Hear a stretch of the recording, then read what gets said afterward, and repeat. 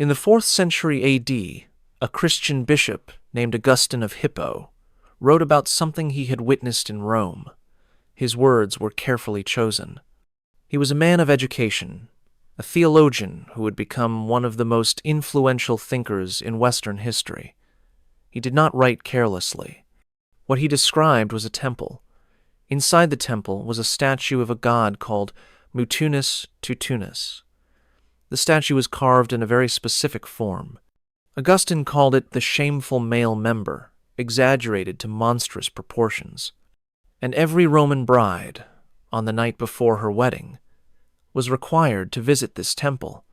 She was required to sit upon this statue. Augustine wrote that the new bride was made to seat herself upon Mutunus, so that the god might appear to claim the first fruits of her modesty. Augustine was horrified. He wanted his Christian readers to understand exactly what the pagans had been doing for centuries. He wanted them to know what Roman wedding rituals actually involved. He was not the only one. Another church father, Lactantius, wrote about the same practice. So did Arnobius.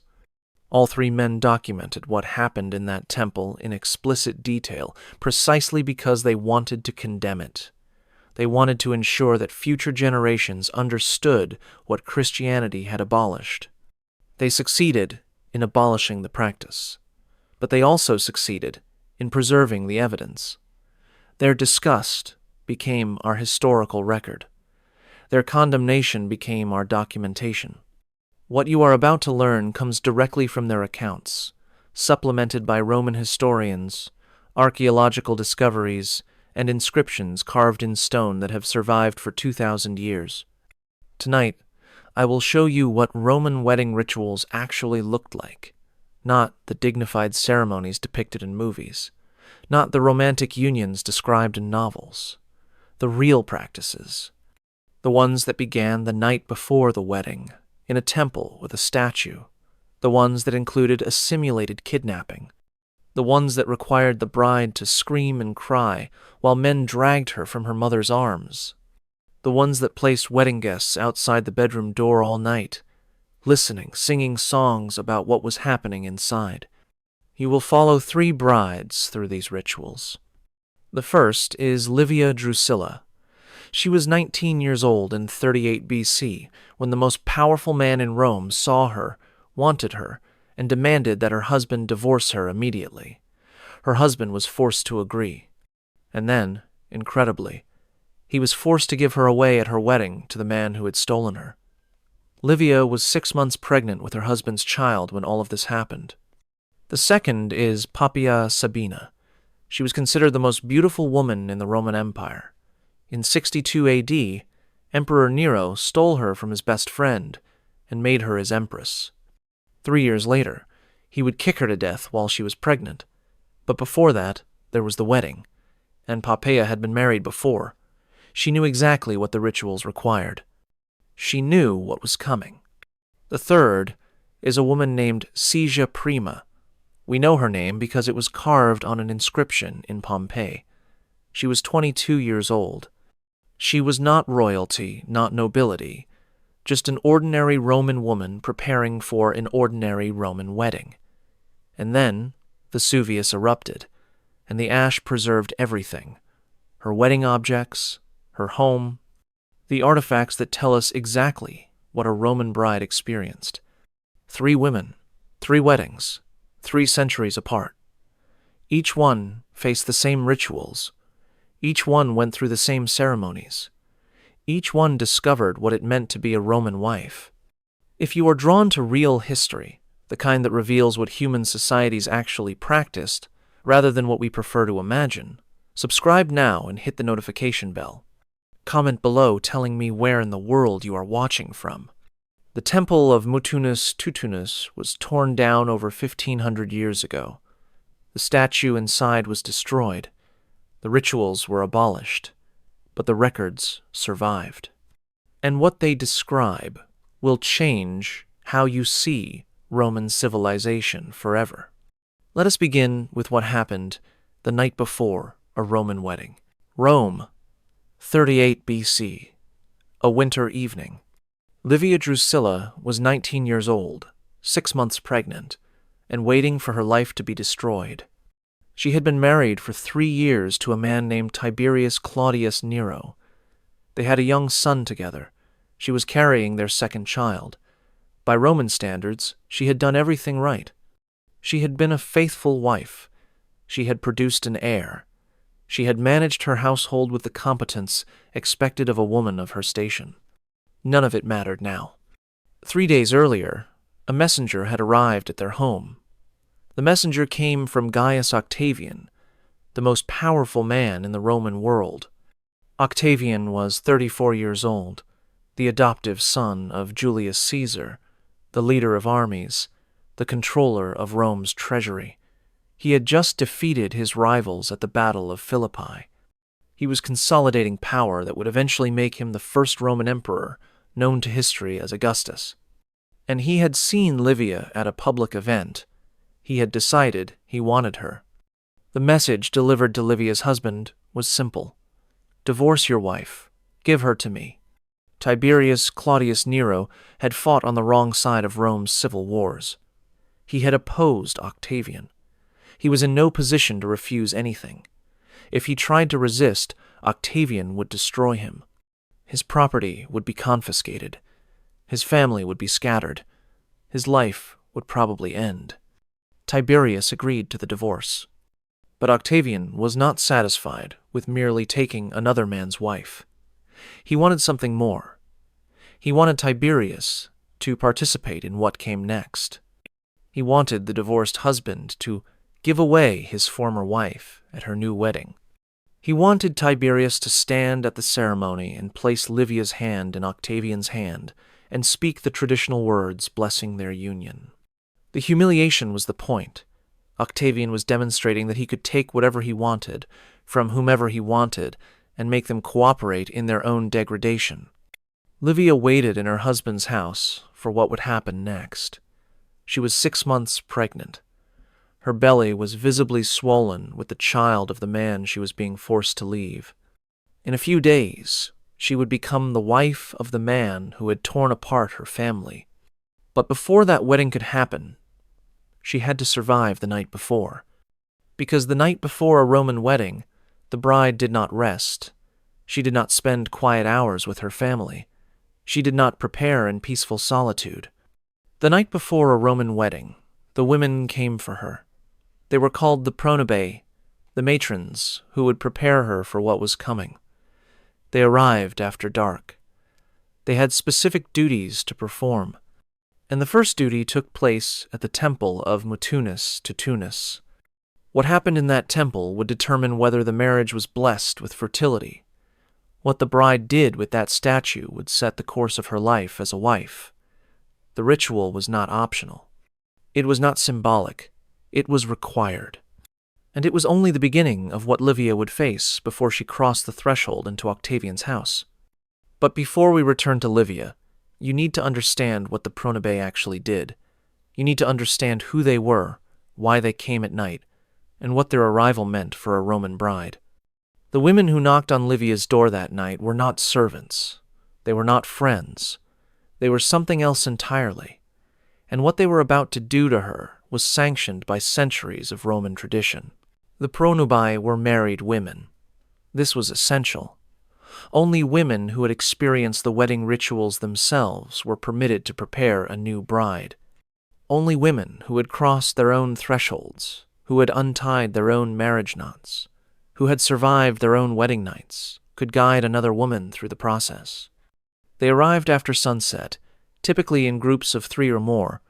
They carried specific items: wool, oil, torches, the garments the bride would wear, the implements for arranging her hair. Their faces were solemn. This was not a celebration. This was a preparation. The bride's family admitted them without question. The pronubae had absolute authority over the bride from this moment, until she crossed the threshold of her husband's house. They answered to no one. Their word was law. The first thing they did was strip her. The bride removed all her clothing. She removed her jewelry. She removed everything that identified her as who she had been. She was about to become someone else. Before that transformation could happen, she had to be reduced to nothing. The pronubae bathed her. They used specific oils and perfumes. They washed every part of her body while speaking ritual words that invoked the gods of marriage. The bride stood naked before these women, entirely passive, entirely subject to their ministrations. Then came the dressing. The tunica recta was a white tunic woven on an old-fashioned upright loom. The weaving method mattered. Modern looms were not permitted. The garment had to be created in the ancient way, connecting the bride to generations of Roman women who had worn the same style of dress. The tunic fell to her feet. It was secured at the waist by a belt. The belt was tied with a specific knot. The Romans called it the nodus Herculaneus, the knot of Hercules. This was not decorative. This was legal. Only the husband was permitted to untie this knot. Only on the wedding night, in the bridal chamber, could the knot be loosened. The belt represented the bride's body. The knot represented her inaccessibility. The husband's untying represented his exclusive right to access what had been sealed. Until he untied it, she was bound. The pronubae arranged the bride's hair next. This was not ordinary styling. This was a ritual that involved a weapon. The bride's hair was divided into 6 separate pads, called sinicrines. Each pad was created using the point of a spear called the hasta caelibaris, the bachelor's spear. The spear was placed against her scalp, pulled through her hair, used to separate the sections that would be woven into an elaborate arrangement. Why a spear? Roman sources offer several explanations. Some said the spear represented the bride's subordination to her husband's military authority. Others said the spear had protective power, warding off evil spirits that might attack the bride. Still others said the spear connected to the earliest Roman marriages, when brides were taken by force, and the spear was the weapon that accomplished the taking. Whatever the symbolism, the physical reality was that a sharp metal point was drawn repeatedly across the bride's head, separating her hair into ritual sections. The pronubae worked quickly, but carefully. They could not break the skin. Blood on the wedding day was a terrible omen. The saffron yellow veil came last. Called the flammeum, it covered the bride's head and much of her face. She would wear it throughout the ceremony. She would wear it during the procession to her husband's house. She would wear it when she crossed the threshold. Only inside the bridal chamber, only when the door was closed, could she remove it. The color was specific. Saffron yellow resembled the color of flames. The bride's veil was the color of fire. Scholars have debated why. Perhaps it represented passion. Perhaps it represented sacrifice. Perhaps it represented the torch-lit procession that would carry her to her new home. Or perhaps it represented something darker. Perhaps the bride, wrapped in flame-colored cloth, was herself a kind of offering, an object to be consumed. The dressing was complete. The bride stood before the pronubae, transformed from a person into a symbol. White tunic, Hercules knot at her waist, spear-parted hair, flame-colored veil. But the pronubae were not finished. There was one more preparation, the one that could not be conducted in the bride's home, the one that required a visit to a specific temple, the one that Augustine and Lactantius and Arnobius wrote about with such horror. The temple of Mutunus Tutunus waited, and what the bride was required to do there was something the church fathers could barely bring themselves to describe.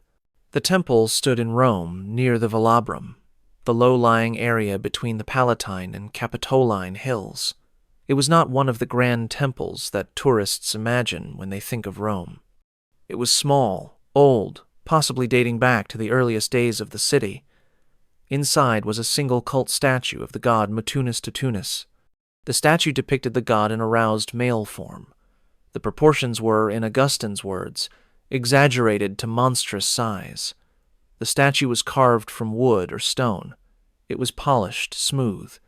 It was positioned so that a person could sit upon it. Every Roman bride, on the night before her wedding, was brought to this temple by the pronubae. She was escorted inside. She was positioned before the statue, and she was required to lower herself onto it. The sources are explicit. Augustine wrote that the bride sat upon the statue so that her modesty would first be offered to the god. Lactantius described the ritual as making the bride mount the phallus of Mutunus. Arnobius expressed disgust that Roman women were made to sit upon that obscene simulacrum. The Church Fathers were condemning the practice. They wanted their readers to be horrified, but in their condemnation, they preserved the details. They documented exactly what happened, precisely because they wanted the world to know what Christianity had abolished. The ritual's purpose was fertility. Romans believed that marriage existed primarily for the production of legitimate children. A barren marriage was a failed marriage. Wives who could not conceive could be divorced. Women who produced many children were honored. The statue of Mutunus Tutunus was believed to possess the power to grant fertility. By sitting upon it, the bride was offering her virginity symbolically to the god before offering it physically to her husband. The god received the first fruits. The husband received what remained. The bride was not alone during this ritual. The pronubae accompanied her. They positioned her. They ensured the ritual was performed correctly. They witnessed what happened.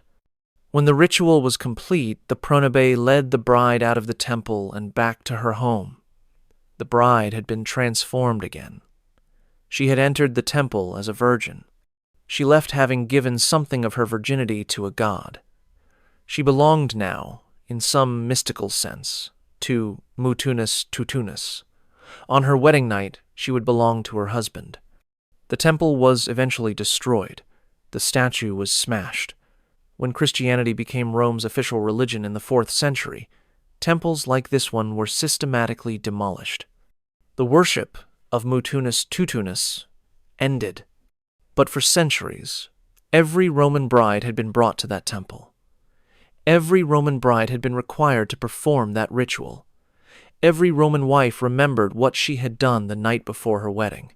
Now let us move forward in time to another bride who faced the same rituals. Poppaea Sabina was 30 years old in 62 AD. She was about to marry the Emperor Nero, and unlike Livia, who had been a young first-time bride, Poppaea had been married before. She knew exactly what the rituals required. She had already visited a temple like the one dedicated to Mutunus Tutunus. She had already sat upon a statue. But this wedding was different. This time, the groom was the most powerful and the most dangerous man in the world. Poppaea had been having an affair with Nero for years. She had convinced him to divorce his first wife, Octavia. She had schemed and manipulated to reach this moment. She had sacrificed everything to become empress. Now the pronubae came for her. Now the rituals began again. And Poppaea, who understood exactly what she was doing, prepared to exchange one form of bondage for another. But before we follow Poppaea into her wedding, there is more you need to understand about what happened on the morning after the temple ritual. Because when the sun rose on a Roman wedding day, the men arrived. And what the men did to the bride was something Rome celebrated every year. It was a reenactment of the most famous crime in their history.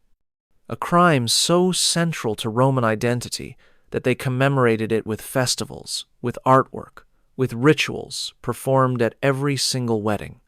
The seizure of the Sabine women, the mass kidnapping that founded Rome, the violent taking that Romans believed was not shameful but glorious. And every bride was required to relive it. The founding myth of Rome involves a crime. Romulus had established his new city on the Palatine Hill, but he had a problem. His followers were mostly men, soldiers, exiles, refugees, fugitives. They had no wives. They had no way to produce legitimate children. Without women, Rome would last exactly 1 generation. Romulus sent ambassadors to neighboring tribes, requesting brides for his men. The tribes refused. Why would they give their daughters to a band of brigands squatting on a hill? Rome had no prestige, no power, no legitimate claim to respect. So Romulus devised a plan.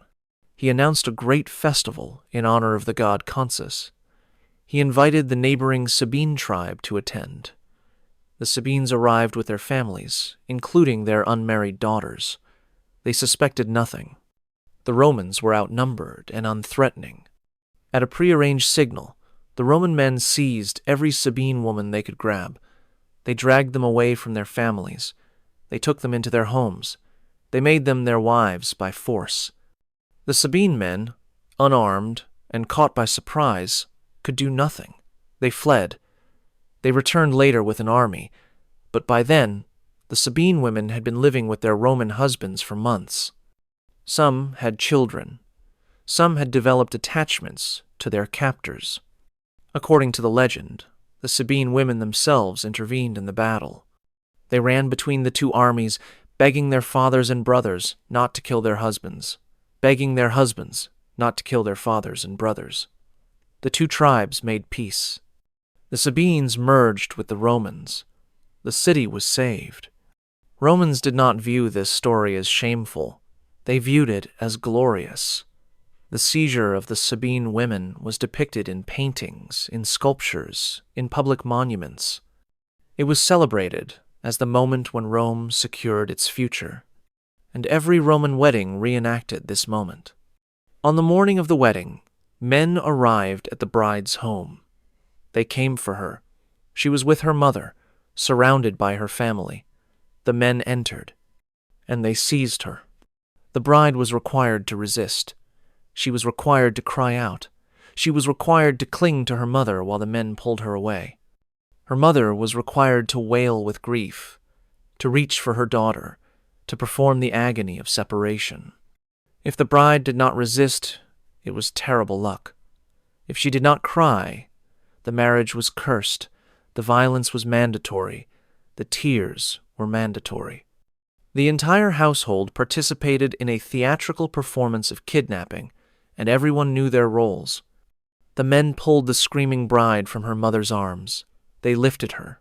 They carried her toward the door. Her family watched her go, performing their grief, playing their parts. The seizure was complete. The bride now belonged to the procession that would carry her to her husband's house. But this was not a quiet transfer. This was a parade. And what happened during that parade was something Romans considered entertainment. The bride was about to be paraded through the streets of Rome, while crowds sang songs about what would happen to her that night. The songs were called Fescennine verses. They were explicit. They were obscene. They were sung directly at the bride, at volume, for the entire duration of the procession, and she was required to listen to every word. Livia Drusilla was dragged from her husband's house by Octavian's men in the winter of 38 BC.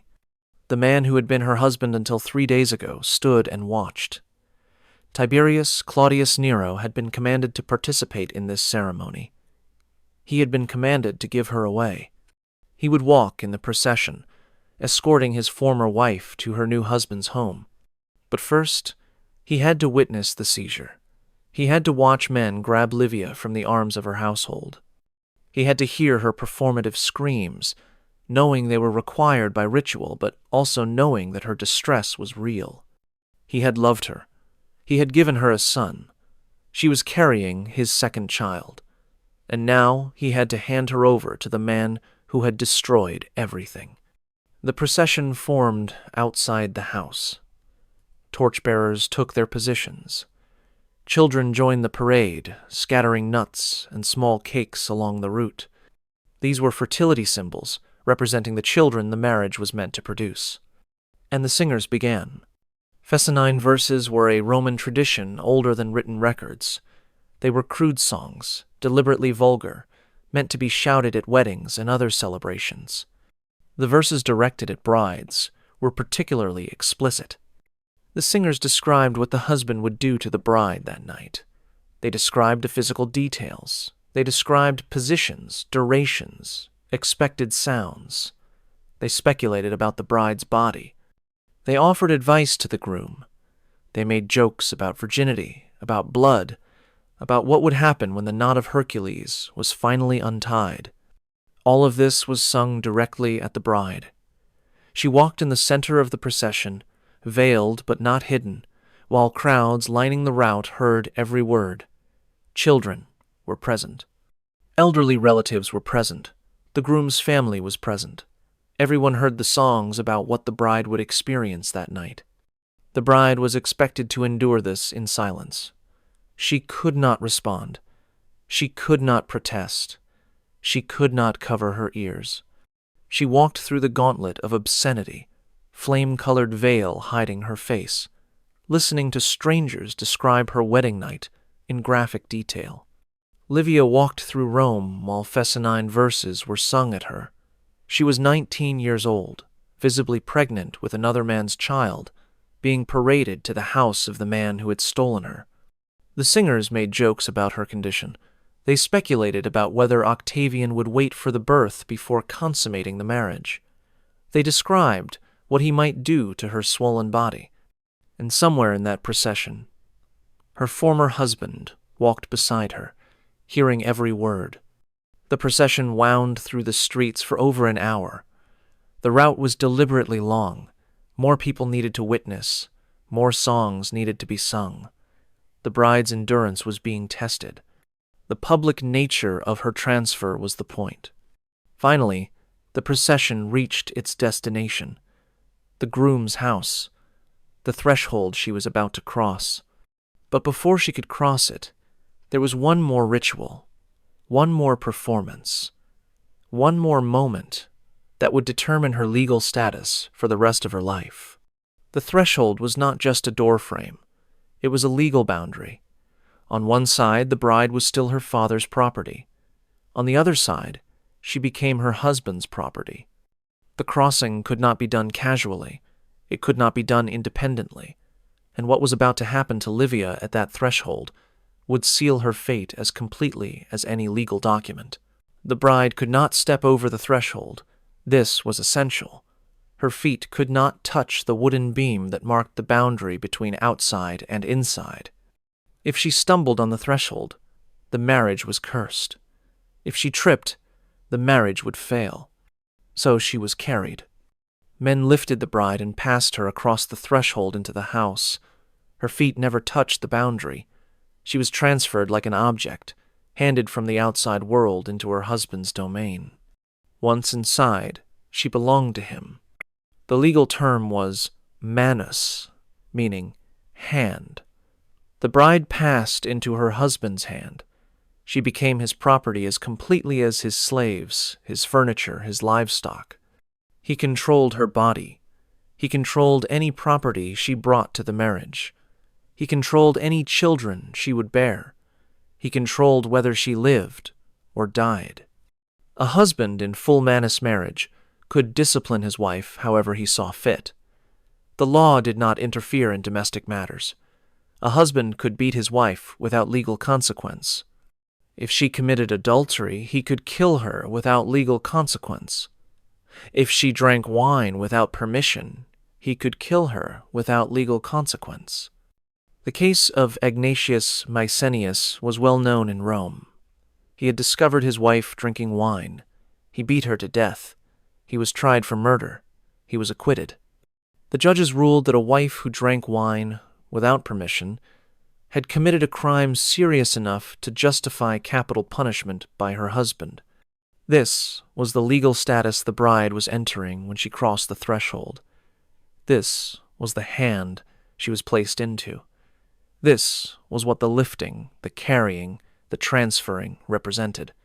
But first, before she was carried inside, the bride performed one more ritual. She anointed the doorframe. She touched the wooden posts with oil and animal fat. She wound bands of wool around the frame. She was marking her new home. She was sealing the boundary she was about to cross. She was participating in the creation of her own cage. Then the men lifted her. Then she was carried inside. Then her feet touched the floor of her husband's house, and everything changed. In 38 BC, Livia Drusilla was carried across the threshold of Octavian's house. Her former husband had escorted her to this moment. He had placed her hand in Octavian's hand. He had spoken the traditional words blessing their union. And now he watched as she disappeared into the house of the man who had taken her. Tiberius Claudius Nero walked home alone. His wife was gone. The child she carried was his, but the child would be raised by Octavian. The son they already had would be raised by Octavian. Everything Tiberius had built was now property of the most powerful man in Rome. Meanwhile, inside the house, the wedding feast was beginning, and the guests were taking their positions for what would happen after. They would not be leaving. They would remain in the house all night. They would station themselves outside the bridal chamber. They would listen for sounds. They would sing songs until dawn. The bride's wedding night was not private. It was witnessed. And what the witnesses did was something no modern wedding guest could imagine. The wedding feast filled the groom's house with celebration. Couches were arranged for reclining. Food was served in courses that lasted for hours. Wine flowed continuously. The bride sat in her husband's lap, a ritual position that displayed his ownership. This was expected, this was normal. What was not normal, by modern standards, was what happened when the feast ended.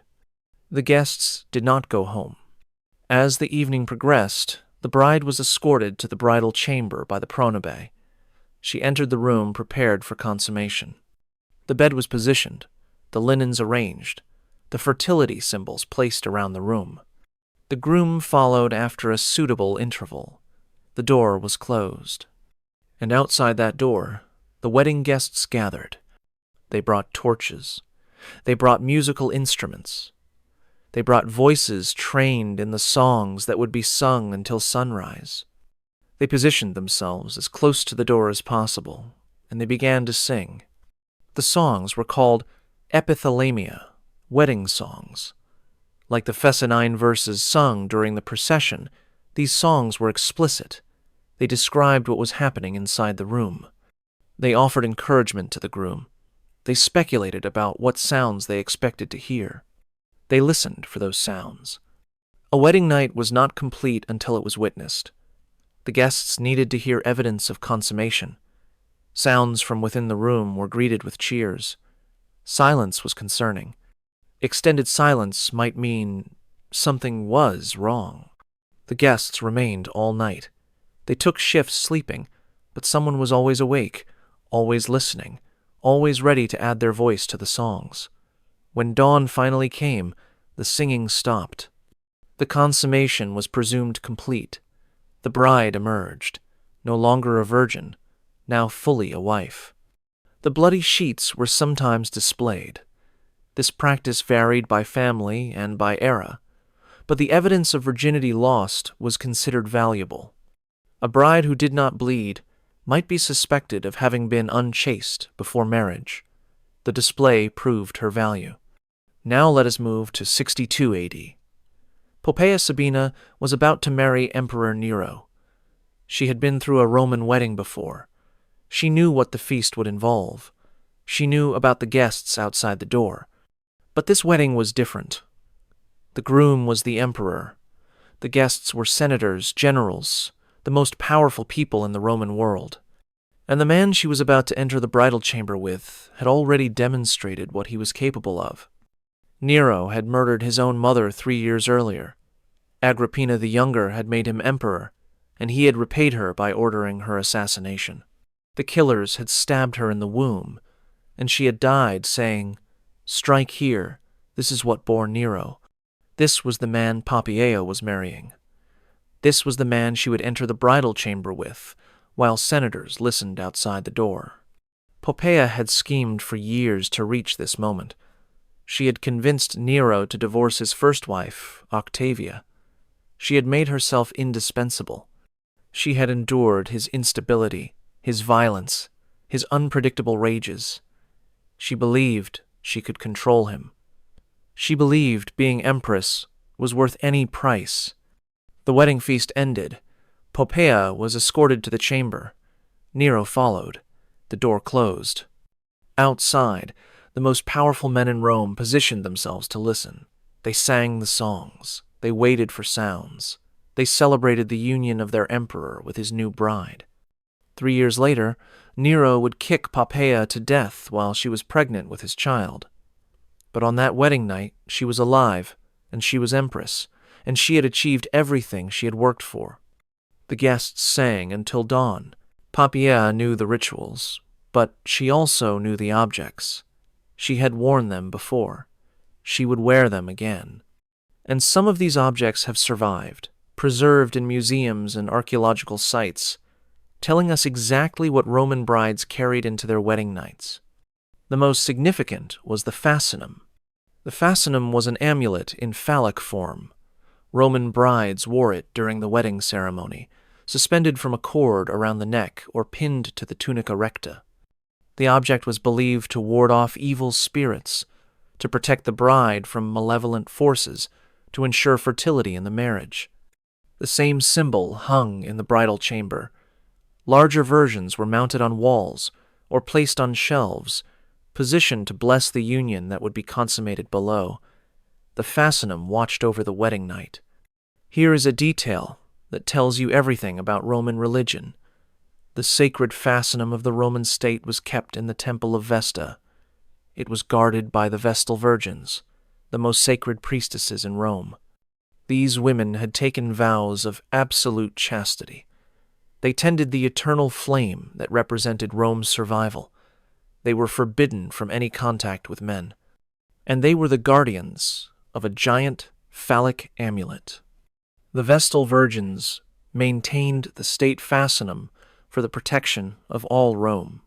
The same symbol that brides wore to their weddings, the same symbol that watched over their deflowering, was entrusted to women who had renounced all sexual experience. Roman religion was not consistent by modern standards. It was practical. Objects had power because Romans believed they had power. The fascinum protected. The statue of Mutinus, Tutinus, granted fertility. The knot of Hercules preserved chastity until the husband untied it. All these objects have been found by archaeologists. Museums display them today. You can look at the amulets that Roman brides wore against their skin. You can see the shape, the craftsmanship, the wear marks from being handled and carried. The brides who wore them are gone. The objects remain. Now let us turn to our third bride, Satia Prima of Pompeii. She was 22 years old in the year 79 AD. She was preparing for a wedding. And then Vesuvius erupted, and everything she owned was preserved in volcanic ash.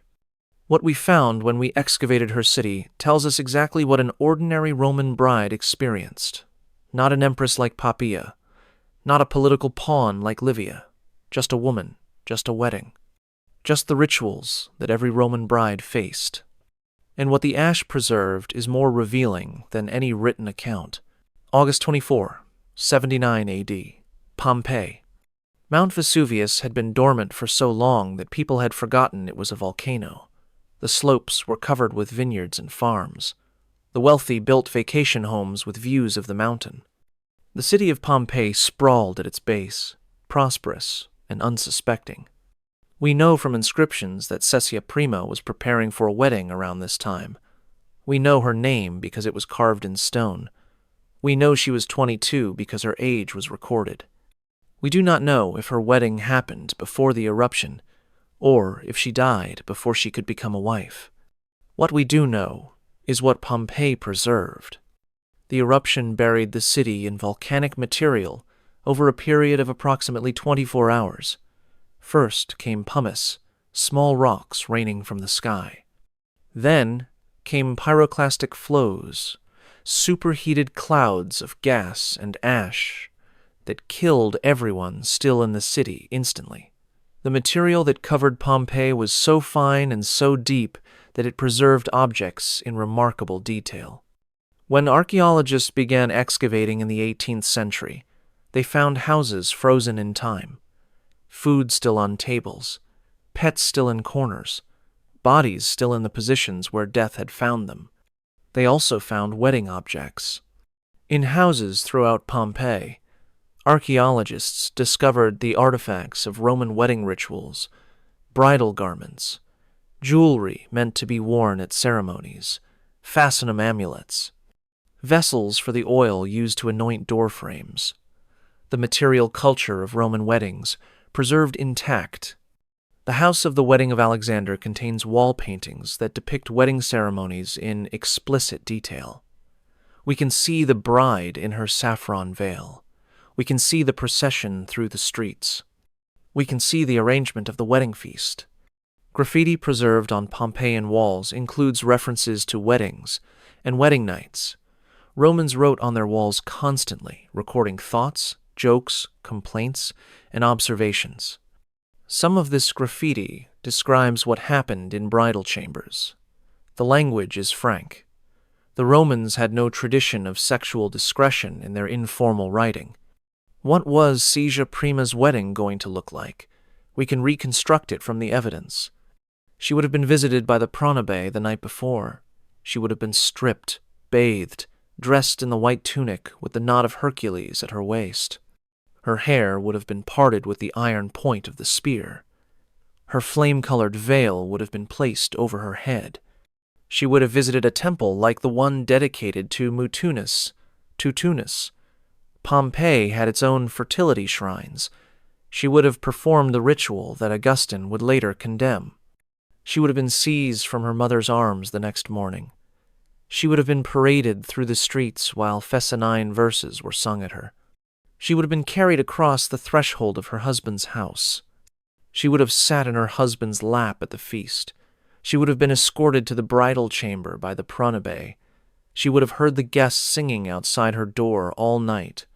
She would have emerged the next morning as a wife. Her legal status would have changed. She would have become her husband's property. Did any of this happen? We do not know. Vesuvius may have erupted before her wedding day. She may have died before she experienced the rituals. She may be one of the bodies excavated from the ash, frozen in a position that tells us nothing about her wedding or her life. But we know what she would have experienced.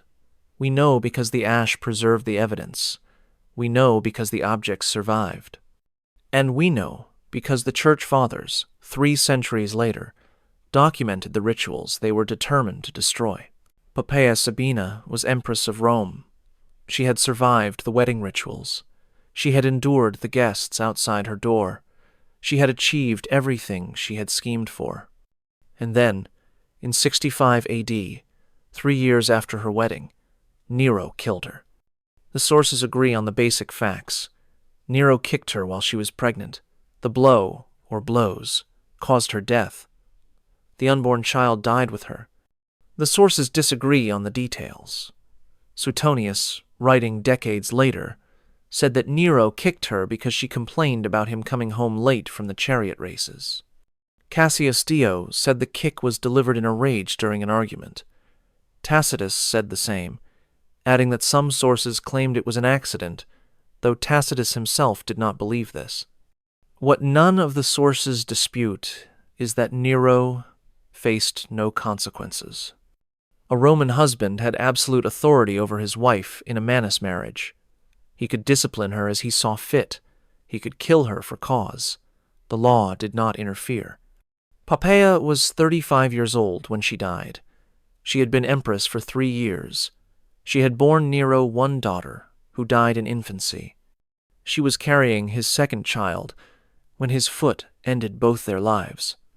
After her death, Nero had her body embalmed with spices and perfumes rather than cremated.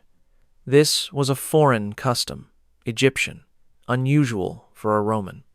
Some historians interpret it as evidence that Nero was devastated by her death, that he wanted to preserve her body rather than destroy it. Others point out that Nero's behavior afterward suggested something other than grief. According to Suetonius, Nero later encountered a young freedman named Sporus who bore a striking resemblance to Pompeii.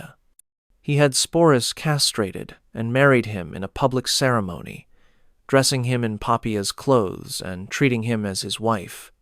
The accounts of Nero's treatment of Sporus are disturbing in ways that go beyond the scope of this narrative.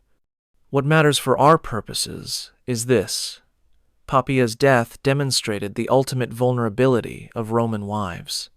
She had been the most beautiful woman in the empire. She had been empress. She had wielded enormous influence. None of it protected her from her husband's violence. None of it saved her from being kicked to death while pregnant. Livia Drusilla had better luck. She survived Octavian, who became Augustus, who became the most powerful man in human history. She survived him by 15 years, dying in 29 AD at the age of 86. But Livia's survival was not due to the protection of law. It was due to her political skill. She made herself useful. She made herself indispensable. She navigated Augustus's moods and appetites for 52 years of marriage. She may have committed crimes herself. Roman historians suspected her of poisoning rivals and obstacles. She survived by being more dangerous than the forces that threatened her. Most Roman wives did not have that option. Most Roman wives were ordinary women married to ordinary men, subject to the same laws, protected by nothing, at the mercy of husbands who could do whatever they wanted. The wedding rituals that celebrated male power over female bodies were not symbolic. They were predictive. They foretold what a wife's life would be. They demonstrated, on the first day, the vulnerability that would characterize every day after. But the rituals would not last forever. A new religion was spreading through the empire, and its followers looked at Roman wedding practices with horror. The men who would destroy these traditions left behind the most detailed descriptions of them, because they wanted the world to know exactly what they were abolishing. Augustine of Hippo was born in 354 AD, more than 2 centuries after the death of Poppaea, more than 3 centuries after the wedding of Livia. By his time, Christianity had become the official religion of the Roman Empire. The old pagan practices were dying, but they were not yet dead. Augustine wrote about the temple of Mutunus Tutunus because he had seen it. He wrote about the ritual because it was still being performed, at least in some places, at least by some families who clung to the old ways. He was not describing distant history. He was describing practices within living memory. His condemnation was blistering. He called the ritual obscene. He called it shameful. He asked how the Romans could have permitted the most honorable matrons to perform such an act. He described the statue in terms designed to shock his readers. He wanted Christians to understand exactly what paganism had required. Lactantius was equally explicit. Writing in the early 4th century, he documented the ritual in detail. He specified the god's name. He described the statue's form. He explained what the bride was required to do. He made sure that future generations would know. Arnobius, writing around the same time, added his own account. He expressed disbelief that civilized people could have practiced such a religion. He ridiculed the idea that fertility could be obtained from a statue. He mocked the god Mutunus Tutunus as a primitive absurdity. All 3 men wanted to destroy pagan religion. All 3 men wanted Christianity to triumph completely. And all 3 men understood that documenting pagan practices in explicit detail was a weapon against them. The more shocking the description, the more powerful the condemnation. They succeeded. The temples were demolished. The statues were smashed. The rituals were abolished. But in their success, they preserved the evidence. We know what happened in the temple of Mutunus Tutunus because Augustine told us. We know what Roman wedding rituals involved because the Church Fathers documented everything they wanted to destroy. The great irony is that our most detailed sources for pagan Roman marriage practices are Christian texts condemning those practices. The Romans themselves did not write extensive descriptions of their own rituals. Why would they? Everyone knew what happened at weddings. There was no need to explain the obvious. The Christians provided the explanation. Their horror became our historical record. The temple of Mutunis Tutunis is gone. The statue is gone. The ritual is gone. But when you attend a wedding today, you participate in echoes of what we have described. The veil. Roman brides wore veils, and modern brides wear veils. The colors have changed. The saffron yellow is now typically white. But the covering of the bride's face, the concealment until the appropriate moment, the revelation to the groom, all of this descends from Roman practice. The threshold carry. The tradition of carrying the bride across the threshold of her new home is directly Roman. The Romans did it because the bride's feet could not touch the boundary. The legal significance is gone. The gesture remains. The best man, the groom's attendant standing beside him at the ceremony, has Roman origins. In Roman weddings, the groom's friends helped with the seizure of the bride from her mother's arms. They participated in the simulated kidnapping. The best man is a descendant of the men who grabbed the screaming bride. The wedding cake. Romans served a special cake at weddings that was broken over the bride's head for fertility. The breaking and sharing of ceremonial bread persisted through centuries. Modern wedding cakes are distant descendants of this Roman practice. The ring finger. Romans believed that a vein ran directly from the fourth finger of the left hand to the heart. They called it the vena amoris, the vein of love. Modern engagement and wedding rings are placed on this finger because of Roman belief. The June wedding. The month of June was sacred to Juno, the Roman goddess of marriage. Romans considered June the luckiest month for weddings. The preference persists today. None of these surviving traditions involve the darker elements of Roman wedding practice. The temple ritual is gone. The simulated kidnapping is gone. The obscene songs are gone. The guests outside the bedroom door are gone.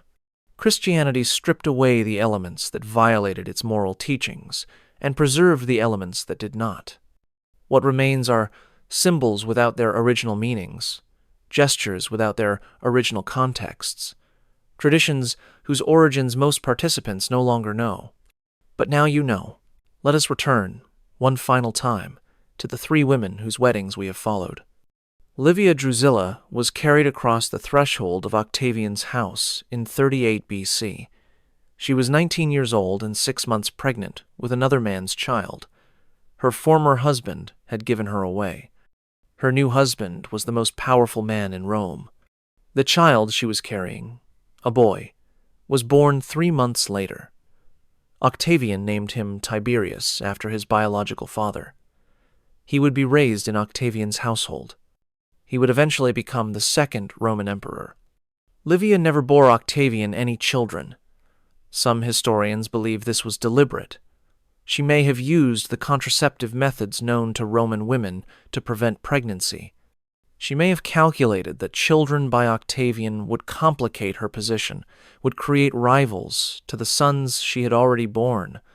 Whether by choice or by chance, her childlessness with Augustus gave her a unique position. She was not the mother of potential heirs. She was not entangled in succession disputes. She was free to exercise political influence without the complications of maternal interest. She used that freedom brilliantly. For 52 years, Livia was at Augustus's side. She advised him. She influenced appointments. She may have eliminated rivals. Roman historians were convinced she had poisoned several of Augustus's potential heirs to clear the way for her own sons.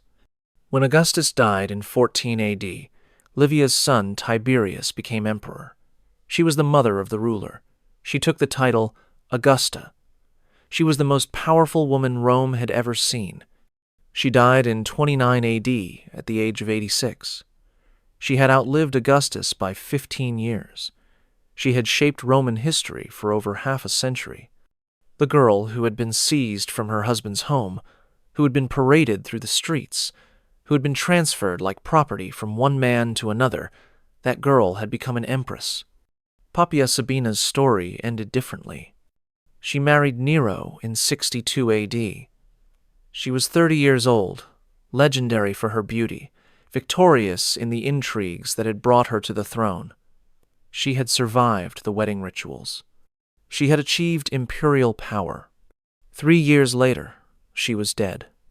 Nero's kick ended her life, and the life of her unborn child. She was 35 years old. Nero would continue as emperor for 3 more years before committing suicide during a military revolt. He died, quoting Greek poetry, convinced to the end of his own artistic greatness. Poppaea's body, embalmed rather than cremated, was placed in the mausoleum of Augustus. She rests there still, if her remains survived the centuries. The most beautiful woman in Rome, killed by her husband's rage, preserved in Egyptian fashion by his guilt or his obsession. Caesar Prima's story has no ending. We know her name. We know her age. We know she was preparing for a wedding in Pompeii in 79 AD. We do not know if she married before Vesuvius erupted. We do not know if she survived the eruption. We do not know where her body lies or whether it was ever found. She is every woman. She is the ordinary bride whose wedding was not recorded by historians, whose rituals were not attended by emperors, whose life passed without leaving a mark beyond her name carved in stone. Hundreds of thousands of Roman women went through what she went through. They visited the temples. They sat on the statues. They were seized from their mothers. They were paraded through the streets. They heard the songs. They crossed the thresholds. They became property. Most of them left no trace. Their names are lost. Their experiences are unrecorded. They existed, and they suffered, and they died, and the evidence of their lives vanished. Caesar Prima's name survived because it was carved in stone and because a volcano preserved it. That is all. Her name and her age and the knowledge that she was about to be married. It is not much. It is more than most Roman brides received. The night before a Roman wedding, a woman was taken to a temple. Inside that temple was a statue of a god in aroused male form. She was required to sit upon it. This was not metaphor. This was not symbol. This was ritual practice, documented by multiple sources, condemned by church fathers who witnessed it and wanted it destroyed. The morning of a Roman wedding, the bride was seized from her mother's arms. She was required to scream, to cry, to resist. The violence was performative, but mandatory. It reenacted the mass kidnapping that had founded Rome. The procession to her new home involved obscene songs sung directly at her, describing in explicit terms what would happen to her that night. She could not respond. She could not protest. She endured. The threshold crossing transferred her legal status. She became property. Her husband owned her body, her possessions, her children, her life. He could discipline her. He could kill her for cause. The law would not interfere. The wedding night was witnessed. Guests remained outside the door, singing, listening, waiting for sounds. The bride's deflowering was a public concern, not a private matter. 3 women, 3 weddings, 3 centuries apart. Livia was stolen from her husband by a powerful man who wanted her. She survived. She thrived. She became the most powerful woman in Roman history. Her survival was a testament to her political genius, not to any protection the law provided. Poppaea achieved everything she schemed for and was killed by her husband 3 years later. Her beauty, her status, her imperial position protected her not at all. Caesar Prima's fate is unknown. She was an ordinary woman. Her wedding, if it happened, was an ordinary wedding. She would have experienced everything we have described. And then she would have lived whatever life marriage gave her, protected by nothing, subject to her husband's will. The temple of Tutanus was demolished 1,500 years ago. The statue was destroyed. The rituals were abolished. Christianity remade Roman marriage into something less explicit, less public, less violent. But echoes remain: the veil, the threshold, the ring finger, the best man, the June wedding, gestures whose origins are forgotten, symbols whose meanings have been lost, traditions that connect us to practices we would not recognize. Now you know what those origins were. Now you know what Roman brides experienced. Now you know what the Church Fathers were so determined to destroy. The three brides are gone. Livia lies in the mausoleum of Augustus. Pompeii lies beside her, or her embalmed remains do. Caesia Prima lies somewhere, beneath the ash of Pompeii, or perhaps she escaped, or perhaps she died elsewhere. Their stories ended. The rituals ended. Rome itself ended. The evidence remains. The objects in museums. The words of Augustine and Lactantius and Arnobius. The inscriptions carved in stone. The ash that preserved what fire and time would otherwise have destroyed. What you do with this knowledge is your choice. You can see it as distant history, customs of a civilization long dead. You can see it as warning, evidence of what societies normalize when no one questions tradition. You can see it as revelation, truth about human practices that most people prefer not to know. If you found this valuable, subscribe and hit the notification bell. Share with anyone who thinks they understand what Roman civilization was really like. Comment below telling me where in the world you are watching from. The temple is gone. The rituals are abolished. The brides are forgotten, except for those few whose names survived. Now you know their stories. Now you know what they faced. The night before their weddings, the women came for them. The morning of their weddings, the men came for them. And everything that happened after was sanctioned by law, blessed by religion, celebrated by tradition. They made her sit on it the night before, and that was only the beginning.